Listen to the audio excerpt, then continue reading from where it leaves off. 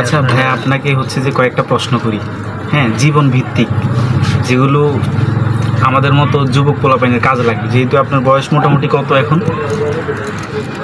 35। 35। তো বেশি এক্সপিরিয়েন্স না, এটা আমগো বয়সী না, তবুও যেহেতু বড়, তো আপনি বলেন যে এই আপনার জীবনের সব থেকে বড় ভুলটা কি? আমি আসলে ভুল বলতে কিছুই দেখি না। আছে মানুষের জীবনে কি? না না, আমার জীবনে ভুল বলতে আমি কিছুই দেখি না। এমন মানে ভুল বলতে কিছু বুঝি না আমি।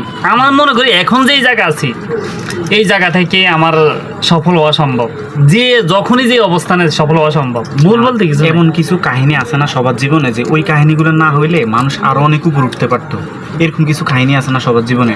না, আমার কাছে এমন কিছু মনে হয় না। আমার কাছে মনে হয় আমার অলসতা, ঠিক আছে, পিছুটান, এই তো।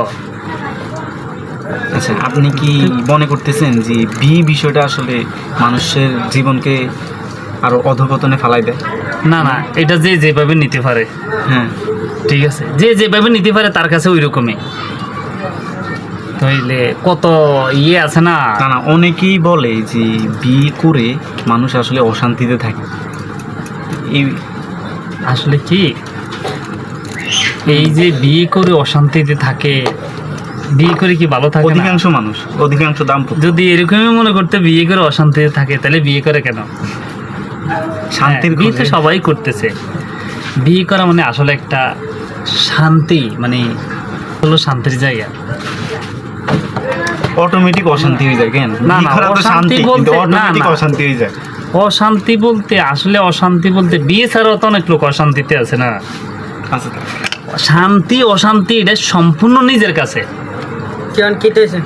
তুই কি করলে শান্তি থাকতে পারবি, এটা তোর কাছে।